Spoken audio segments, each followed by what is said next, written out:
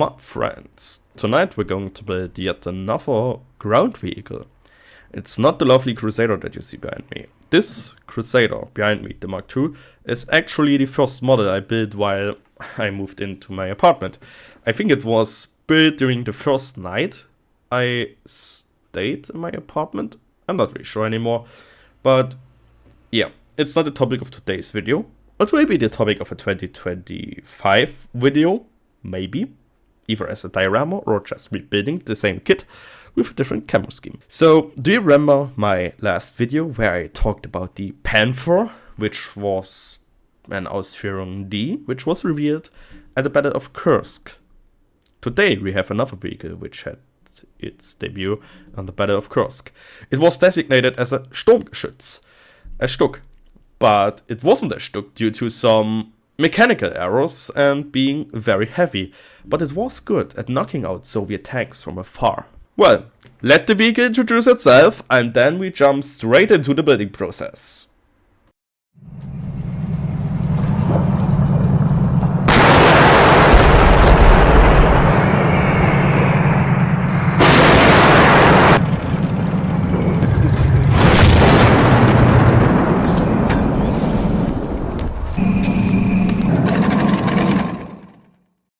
The kit I have chosen here is the Schwester 172nd scale Ferdinand, and it was supposed to be the snap fit kit, as you can see. Well, during construction some pieces didn't really want to fit in their snap fit roll, and some small parts were, well, falling down constantly, as you can see. It was a nice start, and after I had the, well, hull assembled and the upper plate assembled, it took a very nice form very quickly of what it's supposed to be. And the fitting was, well, perfect, except the front plates. This is something Schwester could do better, but who am I to complain? I'm just building it and giving you my random thoughts while cutting this video. Also, if you wonder what I do, or at least what I listen to while I build my models, when I built this Ferdinand tank, I actually watched some documentations about the Battle of Kursk, the 1943 Battle of Kursk, and some simple history episodes. You know, when I build models, I always need something in the background, otherwise I can't really concentrate on what I'm doing. I just need a distraction for my ears, so to say. And what you could see very nicely, I just had to press the front armor plate back in its position and it's very nice fitting without an open gap. I still use cement though. So while I built the running gear, there are two things. Firstly, I didn't really listen to the instructions with the track, because you are supposed to build the running gear, then the track, then the upper hull. Didn't do that. I wanted to build it my way. I didn't record the aftermath of my actions. And yeah, that's it. And now for the fighting compartment. Here you can see how Schwester made it work, that those plates are working in an angle and are fitting together. And yes, I broke them off quite some times, but didn't really rip out the pins that go into the holes. And normally you can let it like this. I mean, you can see me using cement here just for it to fit, but even without cement you won't get it apart once it's completed. So, looking at the roof, when I put it on top, there is no way you can dismember the fighting compartment, except if you're using force and a hobby knife. But yeah, it's really nice. Sadly, you don't have the rangefinder for the gunner's optics, but the gunner sights, I mean. But yeah, that's okay for the small scale. And as you can see, I built this tank in its transportation mode, so to say, where the cannon is resting on top of the cannon holder, and it's not put on the sides for the times when the tank was actually fighting. Yeah, I hope you get what I want to say by now. I don't really have the right words in English. If I said it in German, it would be a 110% accurate non-plus-ultra description, but transportation mode, you know what I mean. And also here you can see kind of struggling with the driver's hatch, but that's fine. That's very fine. It's a nice kit, so to say. And yeah, a finger snap and another finger snap, and we have the road grids. I wasn't really good at doing this. And here you can see the magic of the road wheels. The middle section you leave, well, out a bit, because the middle wheels have pins where the track is connecting. And when the track is connecting, I mean you just push, well, the holes from the track onto the pins, so it stays in place, and then you can glue around the wheels. So coming to the painting process, I use my favorite Tamiya Hull Red LP color for the foundation, well, the oxide primer, so to say. And yes, it is a nice color. If you're not careful, you make an, well, dark yellow German camo looking like some sort of reddish brown. So just be careful with that.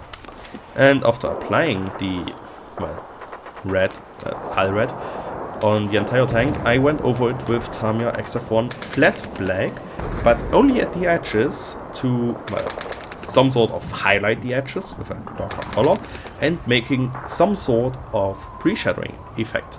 Even though I just ignored how you do normal pre-shadowing with the dark color first and then the light color on the big flat surfaces, I did it the other way around. Light color first and then the dark color on the edges. It turned out nicely in the end, and after the camouflage was there, it made a really interesting tank.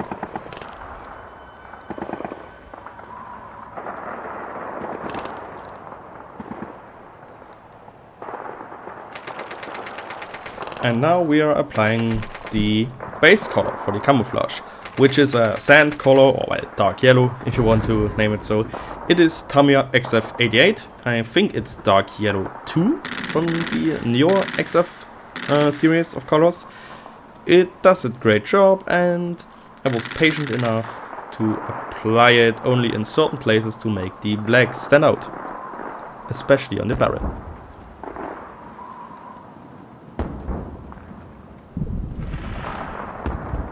And on the finished vehicle, you can see the black edges are standing out, and we have a nice coverage with the dark yellow.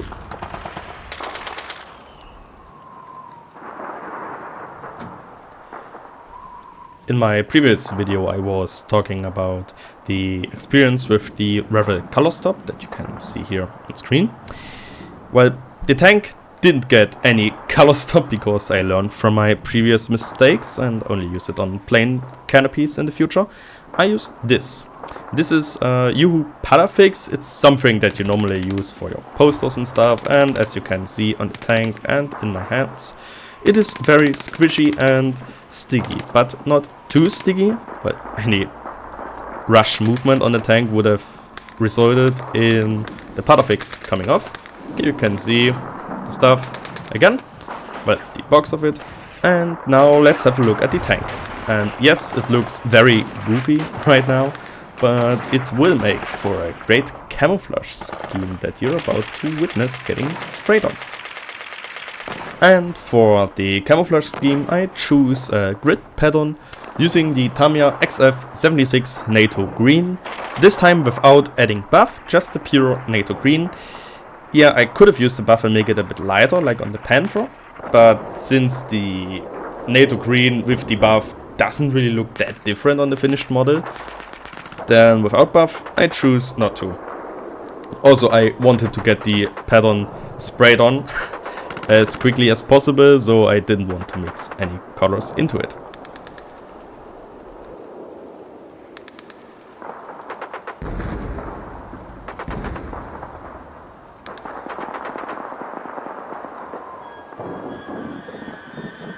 And now comes the best part of the entire build, taking off the masks. And as you can see, it is very easy to peel off, unlike a certain color stop from a certain company. And the green bloated tank reveals its nice, a bit too round for my taste, honestly a bit too round, but nice camouflage scheme that I'm very proud of achieving. Even though the instructions made it a bit, well, the instructions differ from what I did, but after all, it resembles a tank used in Kursk.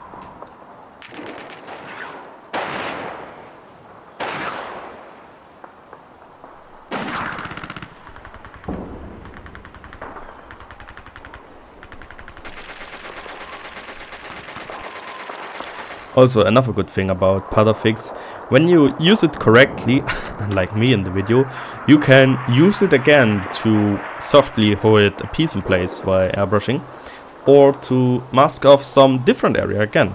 You can make it into a little cannonball and then rip it apart and put it on your next vehicle, whichever it is. I bought 2 packs, so I obviously throw this away, but this is a neat little tip I have for you.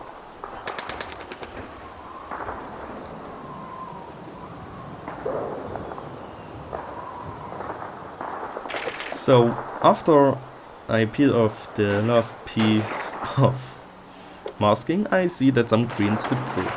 Was an easy fix using dry brushing, and then I started putting the decals on. And one thing that you can see, the edge, the lower edge of the upper hull, the paint somewhat fades away. With some different color oversprayed, it would make a nice dust effect, but I didn't care. I didn't care to fix it either. I let it be, well, knowing that this is a field applied camo like we did on the Tiger last year. Some imperfections can be, so paint fading away and some pieces that are, well, not the entire tank and just like the edges. It is realistic. If you look at soldiers painting their tanks, they just went over the, well, parts of the tank where they wanted their camouflage to be appeared just 1 or 2 times with their spray pistol and then completely ignored it. And that's the case for the Ferdinand, and it's a nice camo, don't you think so?